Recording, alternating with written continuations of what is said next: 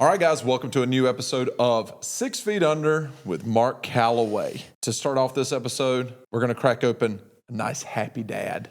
Get it kicking right away. Yes, sir. Yes, sir. Let's kick back, enjoy a Happy Dad on this episode with our fans. And guys, crack open a Happy Dad yourself and enjoy another episode of 6 Feet Under.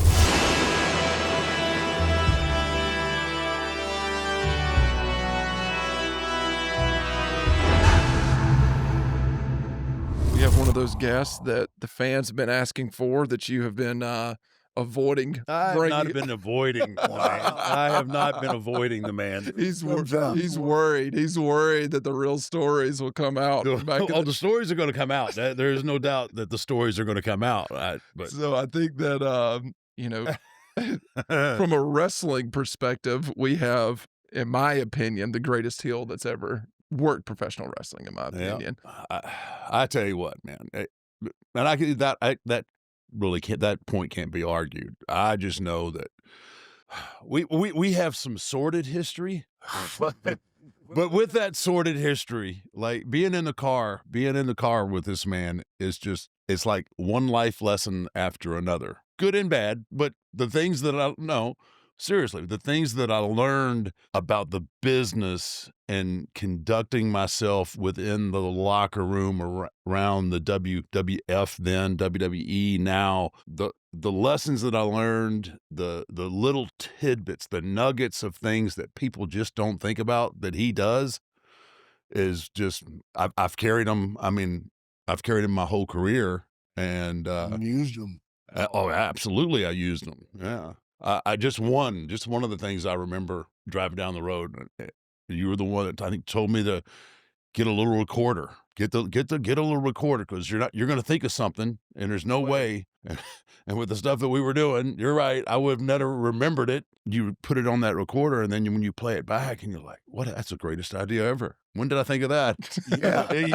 Or you go, "My God, what's with me?" Well, yeah. I'm glad I listened to that back before. Yeah. Well, I mean, you were there. You were already there when I got there. I'm trying to think when I got invited into the car. That was I don't remember. Yeah. I think you came to me. I'm sure I did. Yeah, I don't think you came to me and said something about, I hear you know where the best strip joints are at. And who were you riding with originally? Who were you in the car? Damien. Me and Damien. That was it. Nobody else wanted to get in there with you. No, they didn't want in the freak show. Oh, my Lord. So you were just by yourself, and you thought, well, it'd be a little bit cheaper if we rode together? Well, so you have to imagine where I'm at still in my process, right? Like, I've gone through a little bit through the territories. I had a little bit of time there in WCW, which, was what it was. But now I'm at the show, right? Yeah. I mean, I'm at the show, and this is like, back then, you might only got one opportunity. You get one opportunity to get over, and obviously at the beginning, that character, the Undertaker character, is a heel. So who am I going to go to? Yeah, I mean, it's just it is what it is. Like that's the guy. Because and even I always consider myself that I was really different. Even your character, which I picked pieces from too that I could, and you would notice. Installed, but from the talking really low most of the time, right? When you talk low, people tend to, because in wrestling, most promos back then are, well, let me tell you something, brother, when I get you there at the Armory, he wasn't like that, man. It was like, where did that come from? Where did you, because I mean, you're looking at the product at the time, and typically when you look at who's on top, most people mimic who's on top. And you went the complete opposite direction. Well, I went opposite out of necessity because I had a knee dropped in my throat and crushed my voice box. Oh, wow. And after that, I can't yell. I can't yell to save my ass. Yeah. So let's go the other way. And then after sitting back and really thinking about it, I used to think about how irritating it was to have to listen to somebody scream a promo. I didn't want to listen to that shit. Somebody comes in the room and starts screaming off. I want to watch the guy that's not talking. That's the guy you better keep your eye on. Yeah, that's the guy you got to worry on. The one that's quiet, the one that doesn't talk loud. Those are always the most dangerous. And the ones you go, Yeah. he'll pull a razor out of his shoe. I wanted to be that one. So everything from the way you look at people, the way you move, and it was perfect for him because the Undertaker being, just mechanical-like. Methodical, really super methodical. Super methodical, Yeah. over the top. It worked perfect for him. The catalyst of watching what and it started even before you got to Oh, yeah. your style was always Yeah. and you just took it, I think, to even a different level once you got to New York and WWF. That's New York. The marks. That's know. old school. The marks. No. The old school stuff. Well, that's why you should know that. You know that. Oh man, we did some crazy stuff. We did some crazy stuff on TV. Much less the other things that we did. We'll get into, but I mean, just as far as we'll just kind of bring them in with like the snake pit with Warrior was. My memory goes on that one. You don't remember when you locked him in the room with all the snakes? Oh yeah. That crazy ass. Burying his ass. Yeah, I wished I'd have buried his ass. I know, man. That's I know that. When I started thinking about that, I was like, oh, that's kind of a touchy subject with Jake. I know, but the vignettes themselves, they were, and especially for the time period, yeah, they were disturbing. I mean, you could imagine just being locked. I think they lost some of these snakes, right? We did. We lost like 9 of them. Like lost them. They escaped and got in the building We somewhere. were there. One of the other snakes ate them. Yeah. Snakes eat snakes. Okay. It was a room about this size, maybe A little bigger, maybe a little bigger, and I don't know how they got out or whatever. They got ate or whatever because they had put plastic and stuff up to kind of make sure that there was no way for all these snakes to get out of the room. And I'm talking about you couldn't walk. Hundreds. They're everywhere. It And was the really funny good. thing was, we go to Warrior, we tell him, okay, slide your feet through the room. Don't step, because there's no place to step. Yeah, it's full of snakes. It's full of snakes. That way they won't get stepped on and bite you. And I'm sitting there watching him strike his boots. Thank God he had those boots on, man. Man. One after another hitting his legs. And I was begging for one of them to go higher. Just a little higher. Just a little higher. I want some flesh. The mindset back then was a lot different. It was. We were talking last night. You can't get away with that now. I mean, between PETA and everything else. I mean, like you couldn't. We got in trouble with PETA with Earthquake. Yeah. Oh my God. We did that was one of the classic sleight of hand ever because Jake had been torturing Earthquake John Tena with Damien, right? And they go out for the match and Jimmy Hard. Yeah, so they had done the old switcheroo underneath the ring, and it filled like ladies' pantyhose stockings. It was my idea. Yeah, with hamburger meat. That was mine right there, brother. Because I wanted when he squished him for blood to come out. So it did, and it looked like Damien was in the bag, and Jake, whatever, they pitched a fit and whatever. So Jake puts Damien underneath the ring, right? They have the match. Gets the match. I think he gets tied up in the ropes. He got you tied up in the ropes. He gets out, grabs the bag, slides Damien into the ring, and his finish he would hit the ropes and then do that big ass squash, and he squashed that bag. Dude, the air just goes completely out of the arena. They can't believe they just seen blood comes out. Oh yeah. You could see it in the burlap, the blue burlap or the sack. You could see the stain, the wet spot.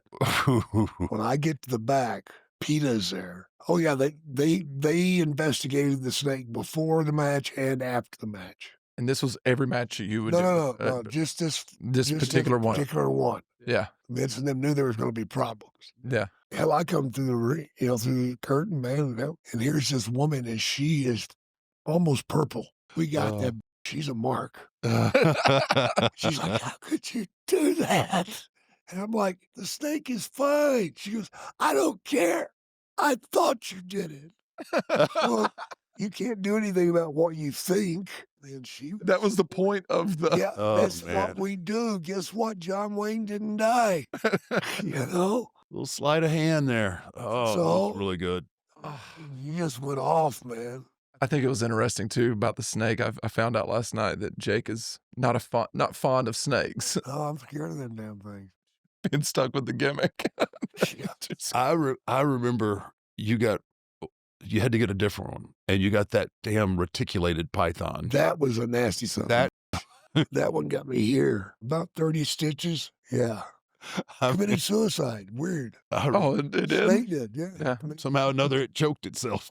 No, I picked him up to tell him I'm okay. Don't worry about it. And then he just dove his head at the wall. I'd pull him back and he'd dive again. Again, I think the statute of limitations has run out. It's run out. Yeah, it's run out. That's that snake. That's because the one before it was pretty docile. I mean, he was pretty mild. Yeah. But so yeah, he had that snake year round, and we would in the winter. You know, we were working in the winter, and that snake would come out of the trunk of the car, Barely moving. barely move. You know, because they're cold blooded, so they needed that warmth. And he would go into the shower, and he'd turn all the shower heads on, right, and then throw that snake in there, and it would take it a few minutes, and then that snake turned into a snake, like a reticulated python, which are highly aggressive. They'll strap a baseball bat time after time after time. I'll never forget. Like it was getting close for you. A time for he had to go to his match, and he comes in. And he goes, "Hey, anybody want to help me get Damien back?" And Nope. you Stepped up. no, sir. And I go and peek, and the snake is just in the corner, all coiled up, and that warm water's hitting him. And he's just waiting. I was like, Waiting, man. I hated that appreciate son you, but you're on your own, buddy. How many I was guys? too. How many guys would be that you? Okay, you're facing. Okay, you know you're going to go over. You got to put the snake on him. Kamala was the worst. Scared to death. Scared to death. And wasn't afraid to sell it. Yeah. He came to me and he goes, Jake, you know, and your daddy and me, we friends. And if you eat that snake out, I'm going to tell your daddy. Mark, of all of our sponsors, we probably get more responses for Bluechew than any other. Yeah.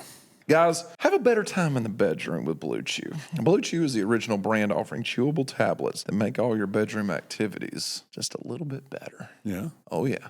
Such as. Well, Oh. you know. No, okay. No details. Okay. Yeah, you know what Bluechew can help out I got you. with. I'm with you. Yeah, you know what it can help out with. Bluechew is putting its money where its mouth is and offering you a month free. Shut up. Oh, yeah. are They they stepped thinking? up their game in 2025. What are they thinking? Oh, I have no idea. But all I know is they're not stopping until every creature of the night is, Firm. stiff. The process is simple. Sign up at bluechew.com, consult with one of their licensed medical providers, and once you're approved, you'll receive your prescription within days in discreet packaging, by the way. Yes. That's That's important. key. Yeah, it That's is key. important. You don't want the neighborhood Karen walking by going, "What's that on their front porch?" Then they're looking it up and then they're talking Maybe about Karen's husband needs some Bluechew and work her out. Bluechew tablets are made right here in the USA. God, I love an American-made company. And prepared and shipped directly to your door. Once again, discreet packaging. You can take them anytime, day or night, for breakfast, lunch, dinner, snacks, whatever you want. It's part of my daily vitamin regimen. You snack on Bluechew? Snack on Bluechew. So you can plan ahead or be ready whenever an opportunity arises. See, I see what you did there. Best part, it's all done online, nice and easy. You're not having to go to a doctor's office, no awkward conversations, and no waiting in line at the pharmacy. Yeah, nobody wants to get their steroids for their wiener at a pharmacy. No. Does it work?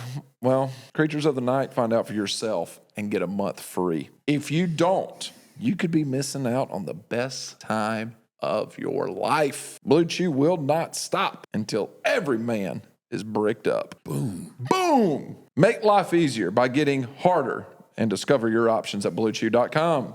And we've got a special deal for our listeners. Try your first month free of Bluechew. Visit bluechew.com for more details and important safety information. And we thank Bluechew for sponsoring 6 Feet Under. So go to bluechew.com and chew it. And do it. That's right. Thank you, Bluechew, for sponsoring 6 Feet Under. Did you ever have anybody not want to wrestle you just because of that? I've completely refused. SD Jones completely refused to. Another, while we're on the snake, and then obviously, I think probably one of the most famous incidences has got to be the snake, the cobra biting Mach. Yeah. Yeah. That's my favorite night of all.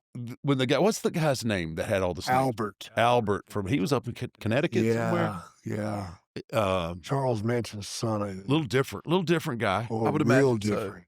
Real different. Do you have like a farm of snakes? He had a barn full. You know, he's living in Connecticut, brother. He lived with his grandmother. Imagine that. Not real conducive to snake. He wasn't conducive to humans.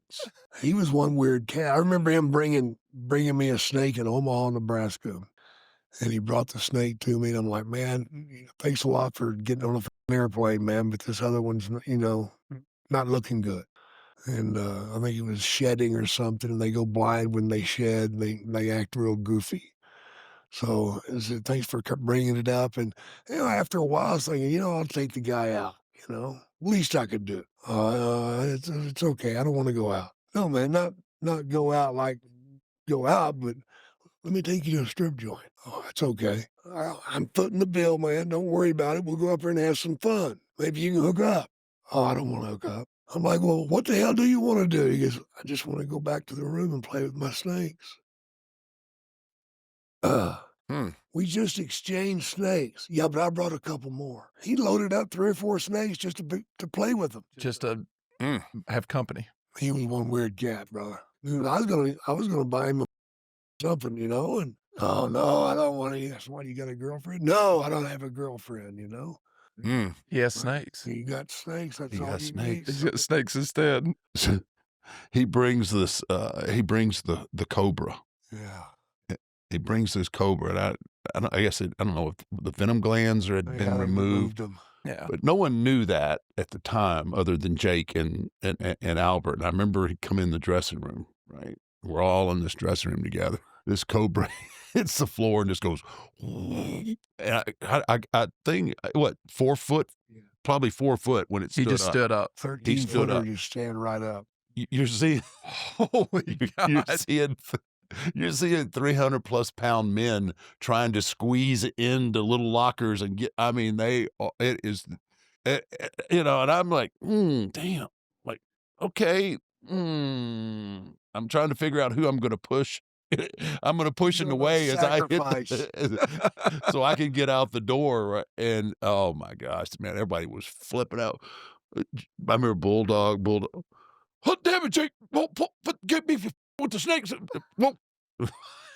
Yeah, I think the Macho Man story is probably the one story. Like, if anybody doesn't know Jake the Snake and you're a wrestling fan and you introduce somebody to Jake the Snake, you go to that video, you go to that clip of Macho getting bit. I mean, that was a Saturday morning too, I think. Wonderful. People will ask me, and I'll end up getting in arguments with people, like sometimes at signings.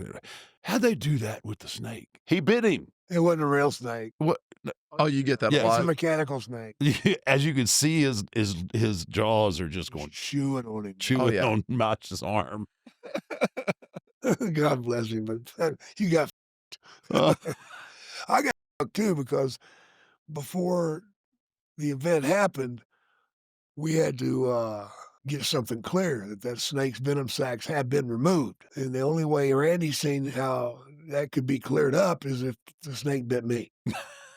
That sounds So like Randy. he comes to me and he goes, let the snake bite you, brother, because I'm not digging it, Stranger things have happened in the WWF. And I'm like, dude, what are you talking about? Let the snake bite you first. If you're not going to let it bite you, then you and I are going to have a little problem, So this guy's balling up to fight my ass. And I'm like, just you. So I got the snake out, pulled up my pants leg, and let the snake bite me on the leg. And I pulled him right off. No problem. Didn't give him a chance to get set. Well, Mark, we're halfway through this episode. You know what that means? The only way to get through it is some first form energy. Yep. So we are the only ones not asleep. Oh, man. Well, first Phorm energy, got a little screaming freedom here. Oh, man. If you guys want to be able to make it through the rest of this episode, crack open a first Phorm and get some energy with us, because that's the only way we're going to finish this episode out, I think. Yeah. Ooh, that's good, man. Yeah, they're all good. Thank you, First Phorm, for sponsoring 6 Feet Under. We go out to the ring, man, do the match, tie him in the ropes. Now it's time for the snake to bite his ass. Well, I wanted to make goddamn sure that snake bit his ass. So I picked the snake up, turned my back to Macho Man, and just paintbrushed the shit out of that son of a bitch. And the snake just and I was ready to bite anything that gets near, man. And whenever it got near his arm, man, and it latched on, it was like, whew. Because I'm under the gun here, man. What if the snake just decides to out and don't bite him? Yeah. You know, and I'm sitting there going, I'm looking like some idiot, you know, trying to force feed a snake. But I didn't have to do that, man. No. I got close to him and he latched on, and he's chewing. And I remember going over to Randy and saying, damn, brother, you are selling this great. He's like, you man, get this off of me. So then I grab a hold of it and pull it, like I'll pull it right off. Those fangs curve. And that thing is just going off, man. Now what am I going to do? And then Vince sends Roddy Piper to the ring. Piper's deathly afraid of snakes. So That's a rib. He's 15 feet away from the ring going, Vince said, get this snake off of him. And I'm like, I'm trying. So then Vince sends Miss Elizabeth. Well, kill Piper's gimmick. Piper's got him in front of her in front of him, sacrificing her, going, yeah, tell him, get the snake off of him. Oh, man. Yeah. That's good stuff. That was good wrestling back then. That was good stuff. That was good wrestling. But, you know, you guys had, I think, some of the best promos as well. I mean, you had also the vignette with Macho's wedding. Yeah. Yeah, that's where I turned babyface. Yep. And I was actually going to ask, was that moment you needed a Jake to be able to turn a guy like you babyface who... Yeah, he was the only one that could have done it. Yeah. Yeah. That was one of the questions that I had, was during that WrestleMania.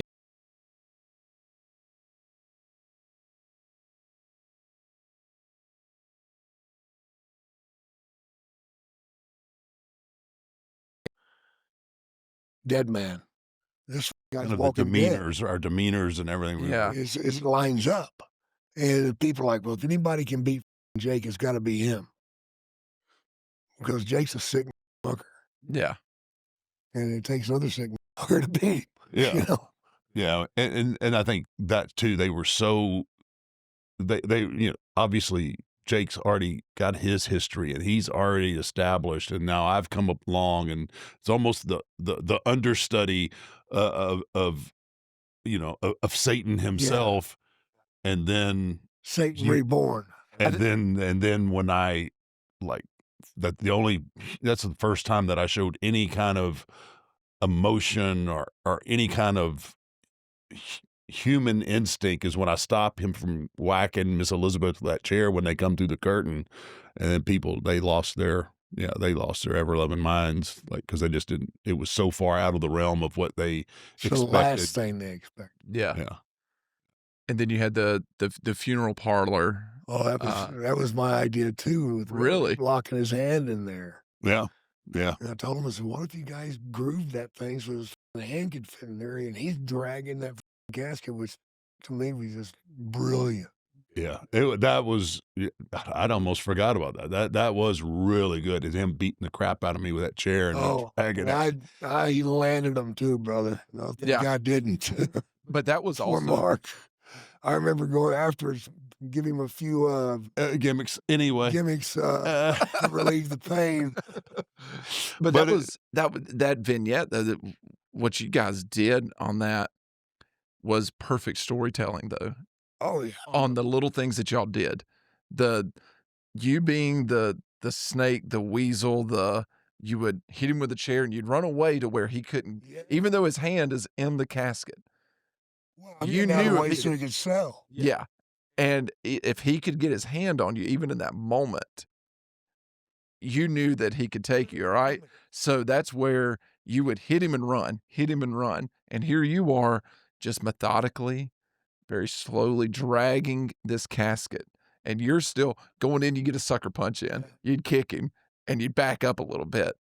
And it was just the perfect storytelling of being able to switch you to Babyface and keep you, Jake, as this ultimate heel of this weasel of a guy that everyone hates, right? And I think that's Well, that's classic storytelling. at our essence. Well, I mean, that's I think at both of our essence, that's what we did better than. I mean, obviously, of course, you had the DDT, the short arm, the moves, but the moves are mean so little. It's the ability to tell the story, and you tell the story with the little things, to the facials and how he knows, like he knew how far to stay away. He knew what would happen if I got a hold of him, but he said he knows there's no way possible. So it's just bringing the people along. It's just like, oh man, if Taker can get his hand out, if he trips, he falls, anything, and it's just that's the essence. That is the essence of what our business is supposed to be. Yeah. And that is storytelling, compelling, getting one person loved, one person hated.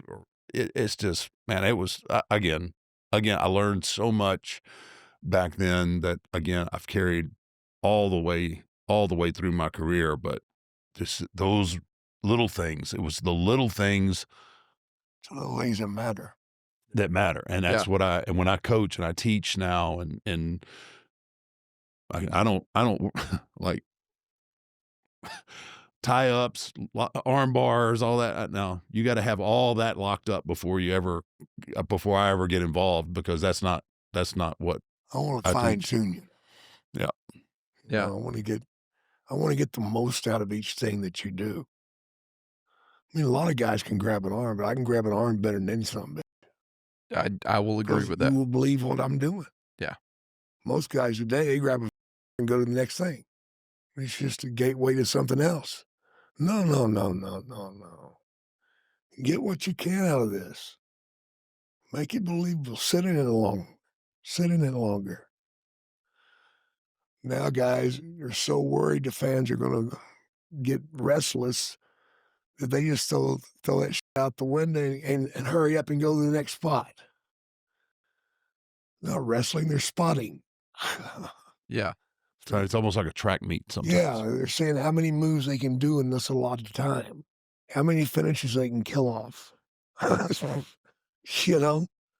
And then you go back to y'all's WrestleMania VIII match, though. First of all, leading into that match, the promo that you cut leading into it, your vocabulary was impeccable when it came to a promo, right? And they asked you in that promo about the funeral parlor, and you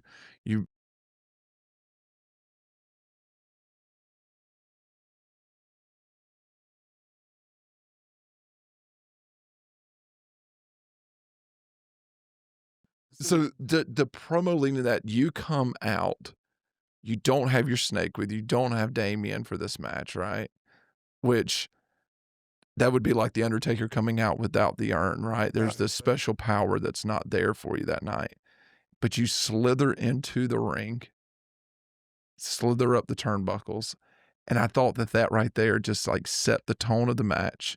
And then when you guys got in the ring, it went back to you trying to get close enough to punch him and run away. Get away. There was not one time did either one of y'all climb up to a top turnbuckle. Yeah. 1, 2, 3, 4. That would hurt. That would have hurt my heart if you. Are you kidding me? Yeah, that hurt me.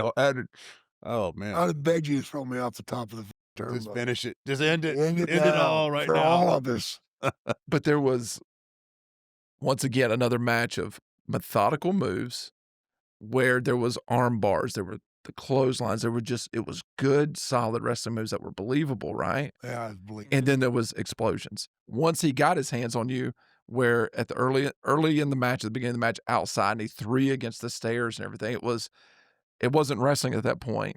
This No, it's a fight. man's DDT'd Paul Bear at this point.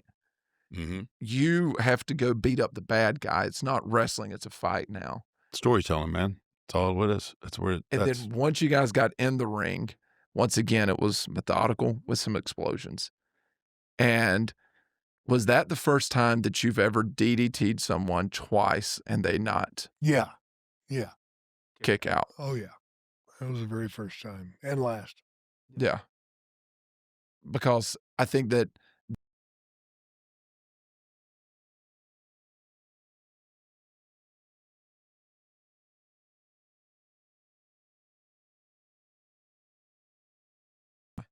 If I'd have covered his ass and beat him 1, 2, 3, it was over. And not over just for the night, over period. Yeah. Dead man would have been dead. the career doesn't It go doesn't for happen. 30 years. It Yeah. never happens. No. It would just be a moment that's forgotten in time. Man. And how foolish would that have been? Mark, I like a little nicotine.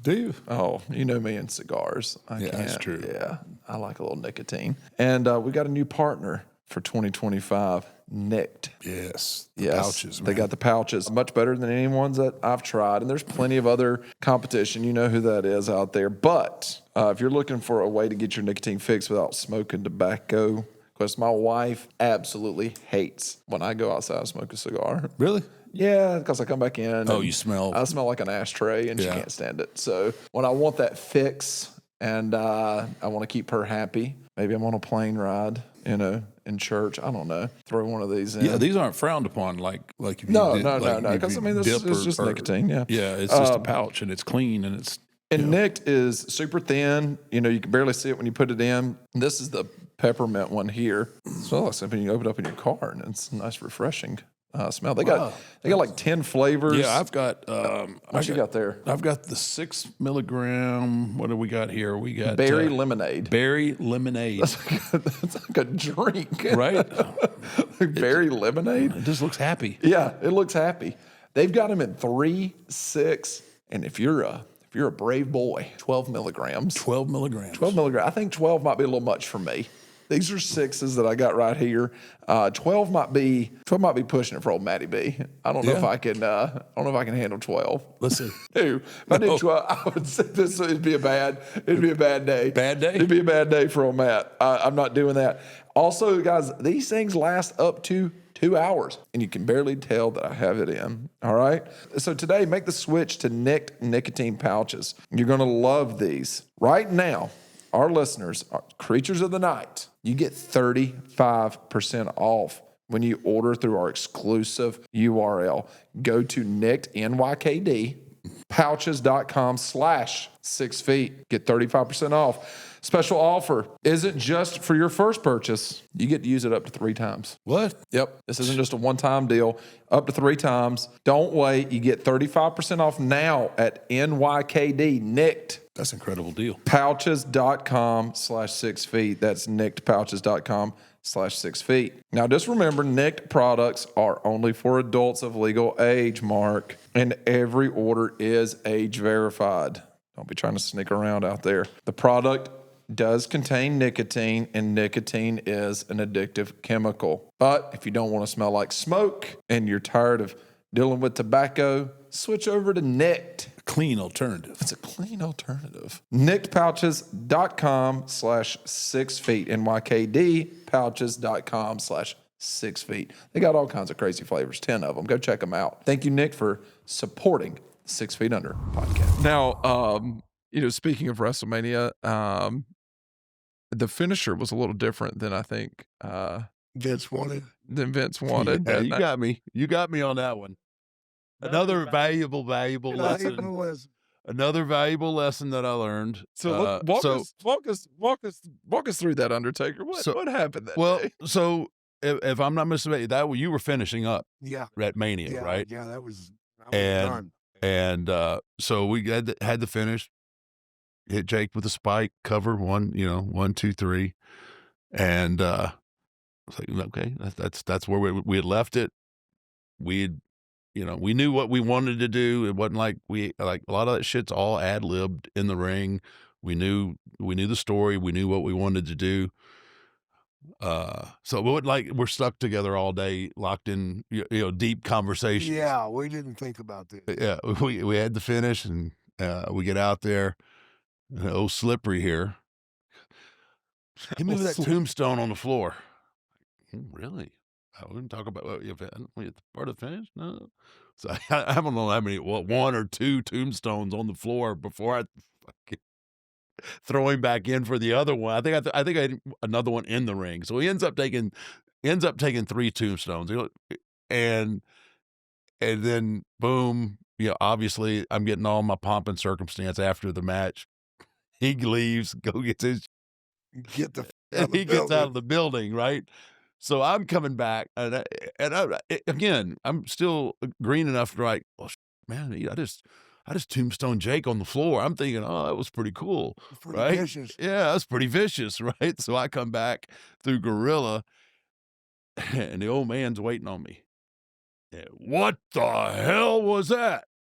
I'm like, I got no, like, what? Why in the hell would you tombstone him on the floor? Nobody can see it. Blah, blah. And he is just eviscerating He's me. purple. I mean, he veins and all in his head. And then it dawned on me. I was like, that son of a bitch. he got me. It was nothing towards you. No, I don't. No, I knew that. I knew that. But believe me, I'm the one that got the heat.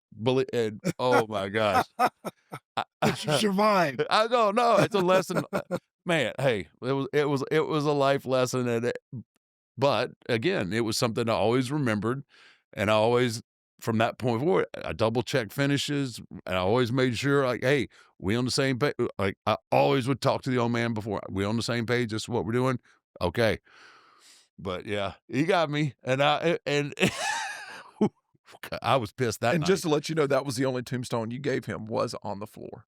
It was. I didn't. That do was it. Yeah, You I tombstoned him rolled on the in. floor. Yeah, I could. You rolled him in.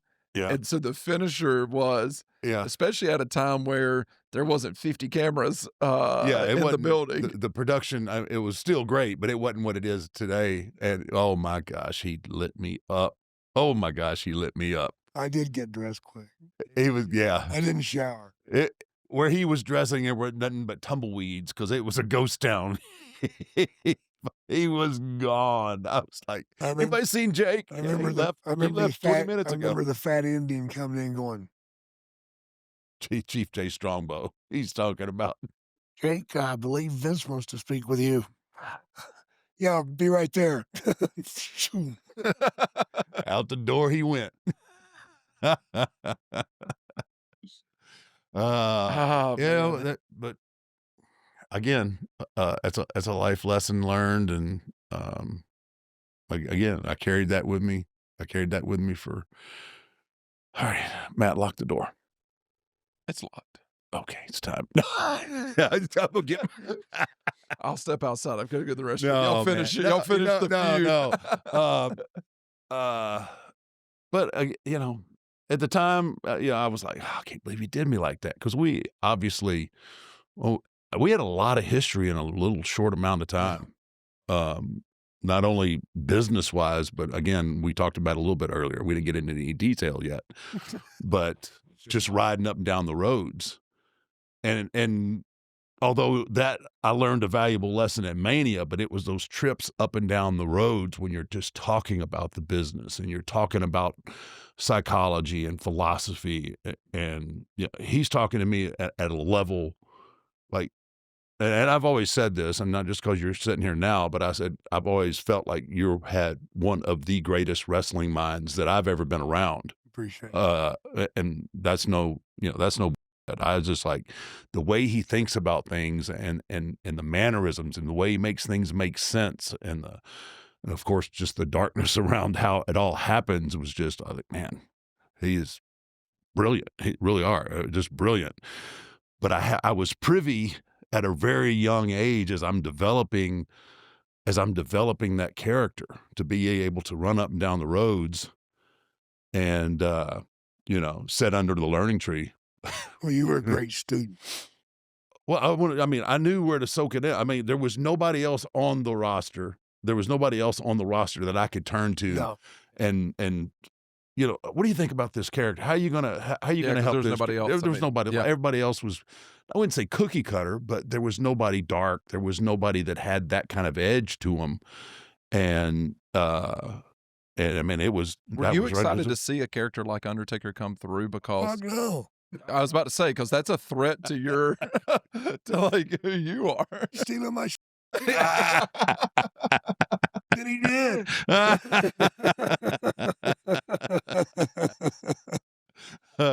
That is spoken like a true old timer right there. That's so funny. He's taking the fucking bacon, brother. Yeah. Did you see something in him early on? Did you see that this could be a long run? This could be a long character. Oh, absolutely. I knew he had turned babyface, and then of course he did. Yeah. But from the get-go, Mark had something special. And I think that's one of the reasons that I hooked up with him is I seen that he had something special, but I knew that if he didn't do this character perfect, he's going to, one little misstep and he kills his gimmick. Yeah. One little misstep. In fact, there was a period of time that I thought you were killing your gimmick when you went through that period of on the bikes and stuff, and where you started selling more. And I just what I needed during that whole time, I talk about it from time to time, is one, like I needed a little bit of a mental break, because as great as the character is or was, it confines you to what you can do and what you can't do. Absolutely. And this is when we're going into that time period where everybody's doing that. Everybody's cutting these just outrageous promos, and all the handcuffs are off, and we are pretty much, everybody has carte blanche to just go do whatever the hell they want. And I'm thinking, man, like this is going to be tough for that character to hang, survive. Because I needed time to figure out. Like I always knew I would at some point that I would go back. Yeah. It would be an evolved part of that character, but it would never be the way that it was. And so it just gave me a little bit of time to take a deep breath, stay on, be able to cut some promos in the same, kind of as Austin and Rock and all of those guys. And again, then when I went back, like everything was recharged, and then I could bring, I brought all of it together and felt like it was fresh and new again when I did it. That's so important. Yeah. Really important, man. Most guys won't step back and take time to do it. That was wise. How were you able to keep your character so relevant throughout? Look, ride with me for a week. I'll show you. Well, it wasn't character. It was him. It was the real deal here, bro. Yeah. It wasn't big. It wasn't that big of a stretch for Jake. It was just like there was Jake and then Jake TV. Yeah. That's kind of where I was at. And those were rough days on me, because it took a lot to do what I did and survive. Yeah. Because all the after the show takes its toll. You think you can handle anything till you find something you can't handle, something that winds up handling you. And that's what happened to me. I'd always been able to handle whatever I took or whatever I smoked and come out the other side. But when he got the cocaine, brother, it tore me a new ass. No mercy there. There's None. And, but it didn't mean I didn't fight a good fight. I fought it for 20 fucking years, man. Not many people have a 20-year cocaine career. no. No. You know, they're dead by then. And by the grace of God, I'm not dead. And hopefully we'll be able to get to that maybe some other time. But yeah.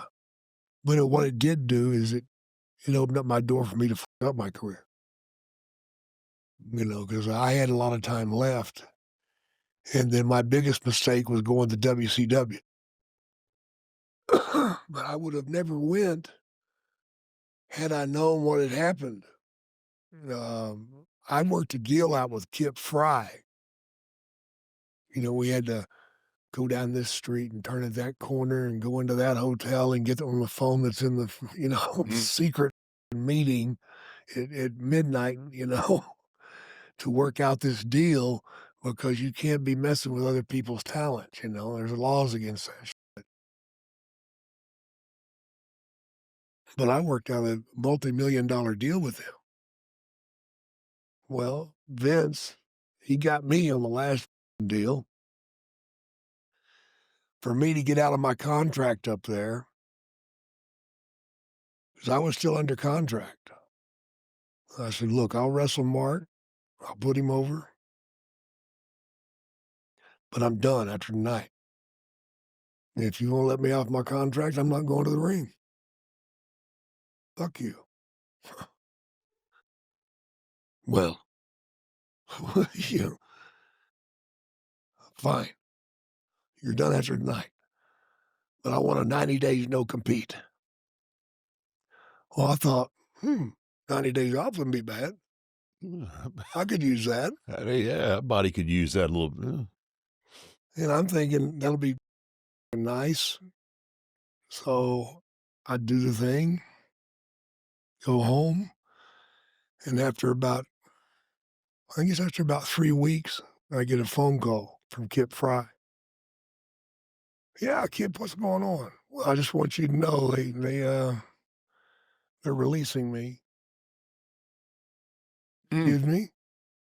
What about my contract? Oh, the contract's still here.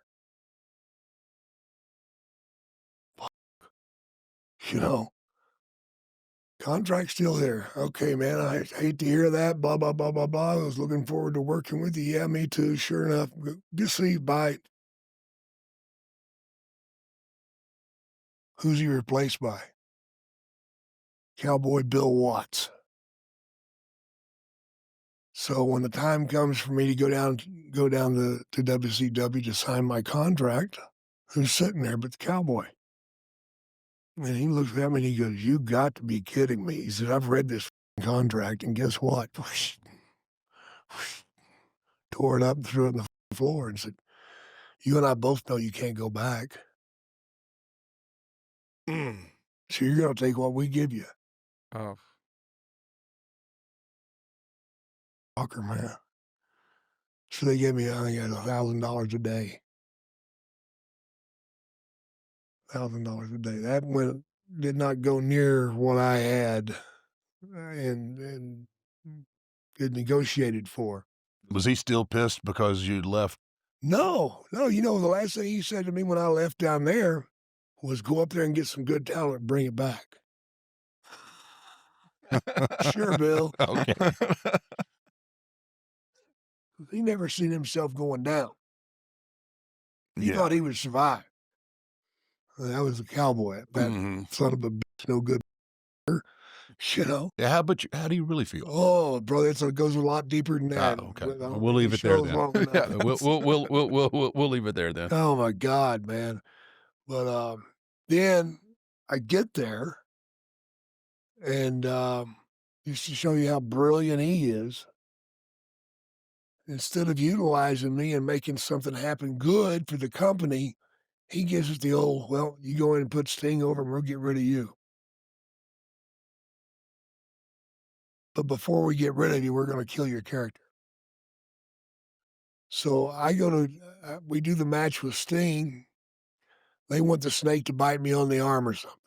So no, we're not going. We're going to bite it in the face. cocaine's a nasty man. That was all cocaine. Let a snake bite you in the face. But I force-fed my face to that snake. Anyway, I go to the next TV taping and get ready to do an interview. And nobody tells me until the cameraman tells me, oh, there's no snake on it. You can't bring the snake out. What do you mean? The snake's been banned. What? So he's taking my gimmick away from me.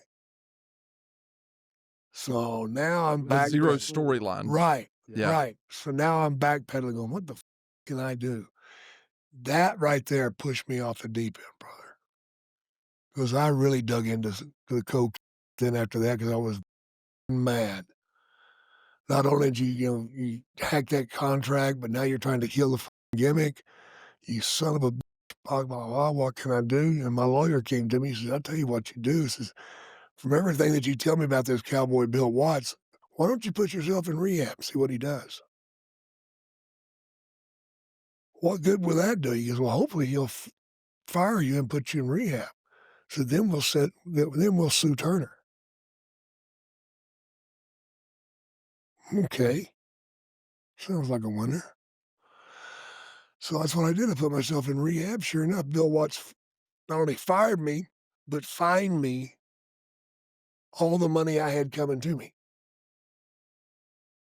Because here's the deals he was putting out there. We're going to give you $1,000 a day, but we're only going to give you $500 a day of it till after 90 days. And if you've been a good boy, then you get your money. If you've been late, if you've been no-showed, depending on how many fines you have, we'll take the fine money away from you. Well, you were already in the crosshairs. Oh, yeah. Yes. Yeah. Yeah. So I went to rehab. And when I came out, Bill had been fired by then. And I was ready to go back to work, but Turner said, no, I don't think we want to hire you back. You've already come after us once. And dummy me, my lawyer told me, says, look, we can ask for what you have coming to you, and then we can punish them, and you'll get another, maybe $250,000, $500,000. So, man, I don't want to do that. I'm not like that. I just wanted my money, what they owed me. And that's all I took, was what they owed me. Dumbass. Dumbass. If you're going to hire a lawyer, listen to him. You know, They're a lawyer for a reason. You're paid up for a reason. Right. Yeah. Right. So that's the story there. They're not, and they're not emotionally involved in No. the industry, right? Because you would figure, like, well, I can go back and I can work and I can do what I love and make money.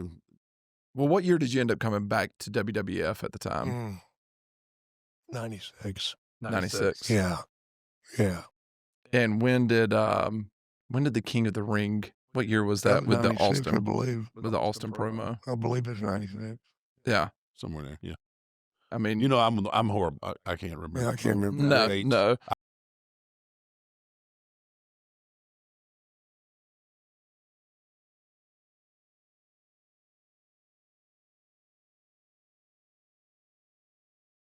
History and the turn of Steve Austin. Yeah. Yeah.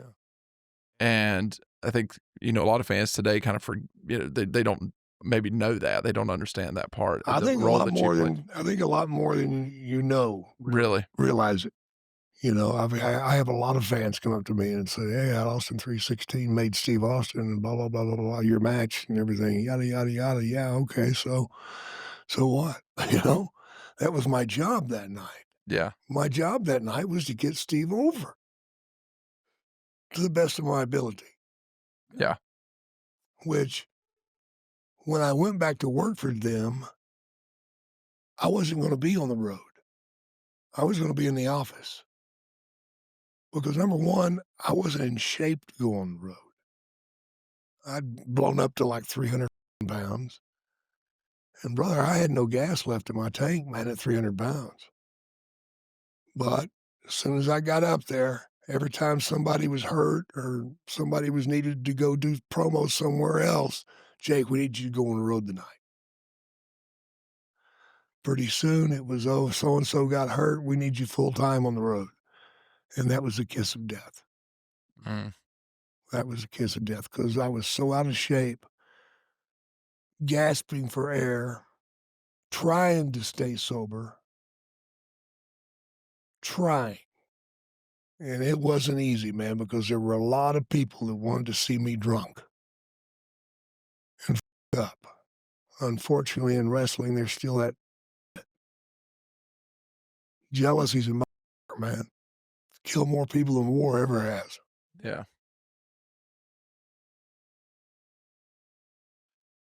But you came back, what, a couple, when did you came back as a producer, though? Yeah, yeah. What year, when was? That was then. Oh, that was then. That was then. And I started out that way. But then again, every time somebody was sick or couldn't make a show, I was. Yeah, I thought that just shows you how much I know, but I thought there was another time you came back as a producer, because I just remember I was like, oh crap, man, we got Jake as a producer, or well, they call them agents back then. Yeah, now yeah. they're producers.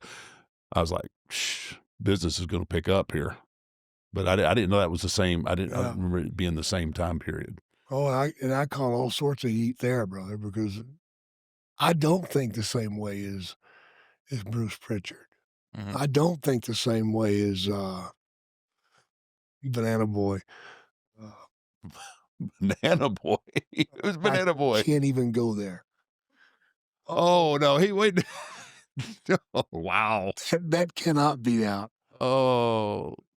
What's his name? Wow. I know who you're talking about, and I'm not even going to say it. Yeah, good. And I probably have every right to after he badmouthed me, but Oh, good. That's no, I'm not gonna do it. I'm a high road that. I'm a high road that. He's a company man, you know. He's not in the company anymore. He's not in the company. No. Oh, I'll tell you later. Our subscriber, they're going to be pissed in the comments. Oh yeah. I can't believe he wouldn't drop it. Oh, that's a bloody one though. It really is, man. It's yeah. I don't want to go there either, man. Wait, but let's just lighten the mood here a little bit. There's a funny story that I tell constantly, just to kind of lighten the mood a little bit. When we're running, I'm in the car with Jake. We wrestle in Tallahassee, Florida State, right? We wrestle, Jake, and we it was almost every night. It was like, when are you on? I'm like, I'm right before intermission. He goes, me too. I was like, okay, you got a place?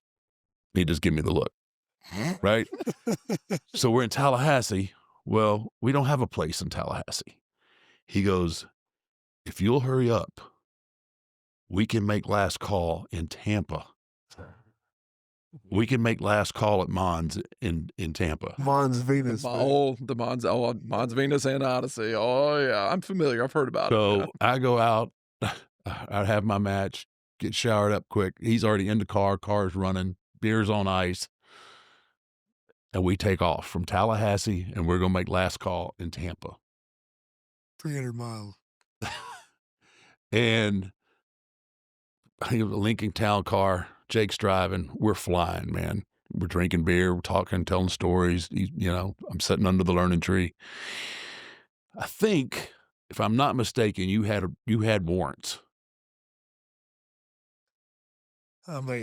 Yeah, Potentially. So we're here we go, man. We're flying down the road. All of a sudden, man, highway patrolman right behind us lights us up. I'm like, oh crap. Comes up to the window, figures, gets Jake out of the car. Unbeknownst to me, I don't know this yet. He gets Jake out of the car. Jake goes to the back. Huge fan. Okay. Right? Okay. So he's like, "Hey, where are you guys going? What, blah, blah, blah." And he's like, "Oh, we're going to, trying to get to Tampa. We just worked in Tallahassee, and he goes, Jake has the bright idea. He's like, "Hey, you want to rib my buddy?" On the spot. On the spot, right? It Like, just came to me. it just came to you. The man has warrants. Epiphany. He has warrants, and he's going to get out of this, and we're going to get back on our way. And he goes, "You want to rib my buddy?" He goes, go knock on his door, knock on his window, and then tell him he has to get out. Now, Jake's already told me. He's like, "Oh man, I got warrants." And I'm over here like, "Oh man, I'm gonna have to bond him out. What am I gonna do? What we got?" All this is just running through my mind, right? Anyway, cop comes up on my, on the window. I roll, "Yes, sir, officer. Yeah, I think I'm gonna need you to step out." Now, this is a little bit on me because I wasn't getting rid of the evidence. Like, we'd been drinking, dropping the beer cans.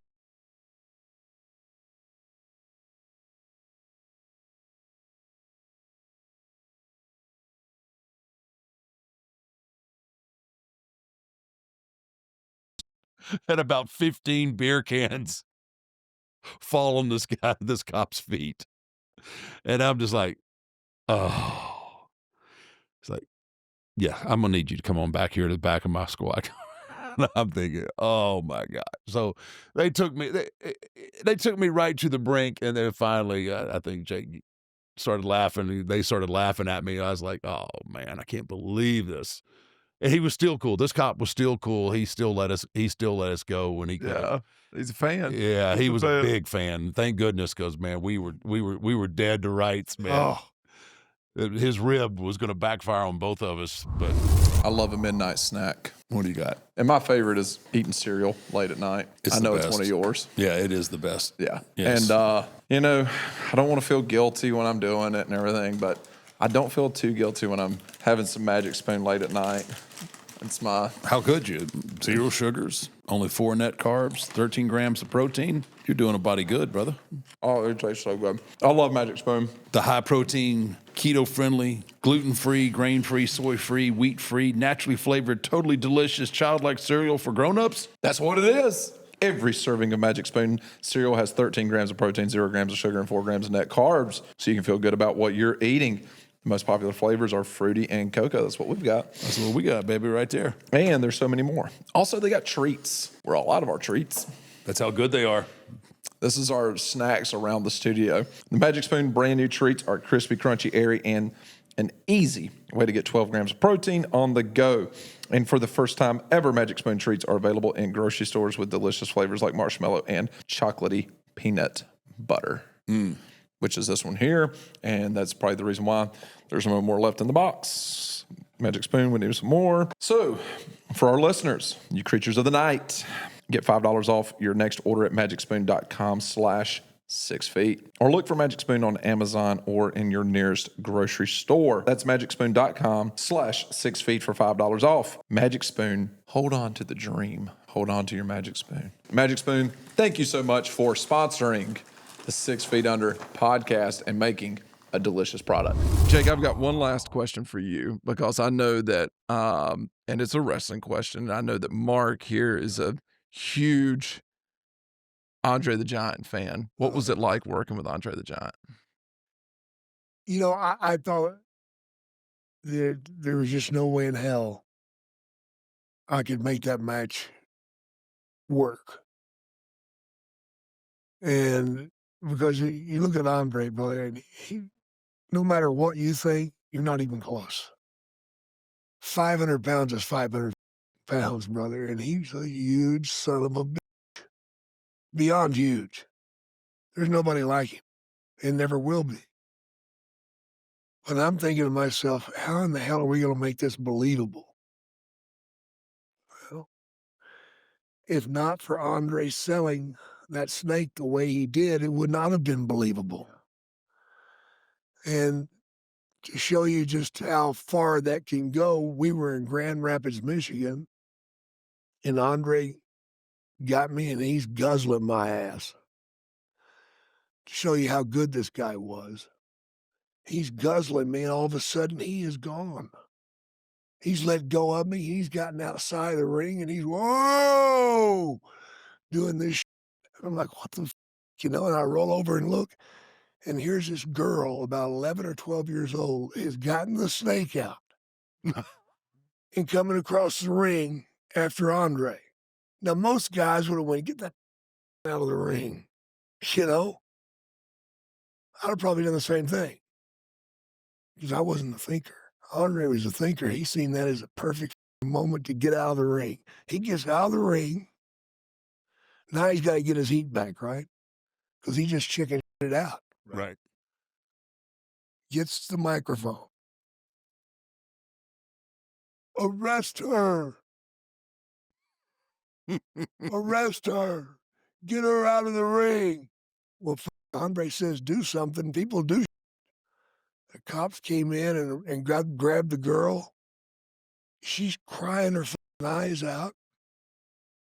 Andre's laughing. I show you what heat he had. Oh my God. What heat. That's next level. That's how good that guy was. Yeah. He could make work. When they told me that I was going to be wrestling Andre, I was like, oh my God. This is either the kiss of death or whatever. Because I just didn't see it working at first. But he made it work. How much booze did you buy him? A little bit. A little bit? A little bit. A little bit. My connection with him was playing cards. Cards? Yeah, gin and cribbage. And Cribbage. Cribbage. Yeah, we loved playing cribbage. And he loved it. And we'd play cribbage every night. So I was there to see the presents brought to him from different guys. Yeah. We were coming in with a case of wine every night. God, he ate boy. Oh, I know he did, brother. Holy hell. Probably no more than me.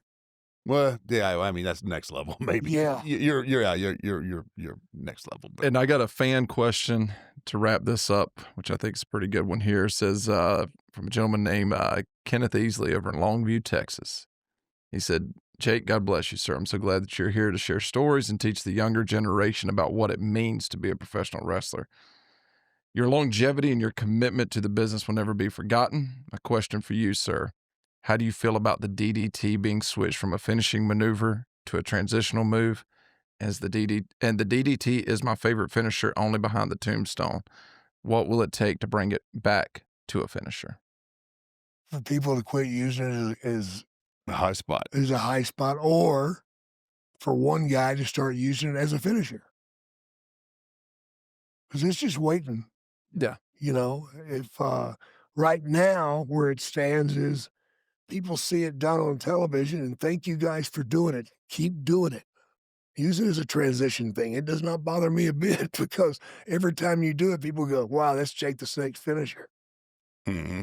So they're still thinking of me, which brings them to Comic-Cons and stuff, you know. And the second thing is, that Jake must be a bad son because when he did it, nobody got up. Nobody got up. Yep. You could make a headlock a finisher. Yeah. If done right. If done right. An arm bar. You can make anything work. You can make the knuckles in the forehead thing work, man. You can make anything work. As long as you have a little commitment. Little commitment to from doing it. somebody. Yep. In the office buying it, saying, yeah, that's what we're going with. And my God, for years they went with the heart punch. Ox Baker. You know? Poor Oxy could barely walk across the ring. But Hit him with the heart punch. And they went down, brother. That was it. My heart punch wasn't nearly as good as Ox Baker. Oh, no. I'd have to hit him with the heart punch, and then I'd have to get up, walk the ropes, and drop an elbow. And yeah, I didn't have the same. I didn't say I have the same caliber. Yeah, as Oxy was special. Yeah. Talk about a heel look. My gosh, was there everybody $1 million look, brother? Yeah. A sweetheart of a guy, right? Just, oh yeah, couldn't work a lick. knock him down, and he's like a dead bug. I mean, a big bug on his back. He's like this. He can't get up. I know, because I had to wrestle him in a tag team situation in the Carolinas, and oh my God, we kept him out of the ring as much as possible. But we knew if he came in there not to knock him down. Prop him up in the corner. Put him in the corner somewhere. If you knock him down, the match is dead, because he's going to be in his back going, "Ah!" And that's all you're going to get. Hey, guys, thanks a lot for bringing me on, man. This has been fun, man. A little walk down memory lane for me, Yeah, for sure. yeah. It's good to see you. Down Good to see memory you doing lane. well. Yeah. Oh, yeah, I'm still kicking strong. Yeah. It's good to see you, and it's good to have you here. And like I said at the beginning, I think you're the greatest heel that's ever Well, I appreciate that. stepped in the ring. And I think there's a lot of lessons that you could teach. Yeah, there is, man. Yeah. Just waiting for somebody to give me the opportunity. Sorry. It's all right. They need to. They Well, need to get that. Jake, thank you so much. Taker, thanks for showing up today. We appreciate it. Showing up. We appreciate it. You never know. You never know. It's week to week, It's, Jake. It's week to week. you never know what's going to happen. Be that way, man. Yeah. Also want to thank all of our sponsors. First, Phorm, Happy Dad, Bluechew, Nicked, Nicotine, Magic Spoon, all the great people that keep us going. To all the subscribers, thank you very much for tuning in each week. And if you haven't already, hit that subscribe button. And Jake, once again, thank you so much, sir. Thank you, bro. Thanks, sir.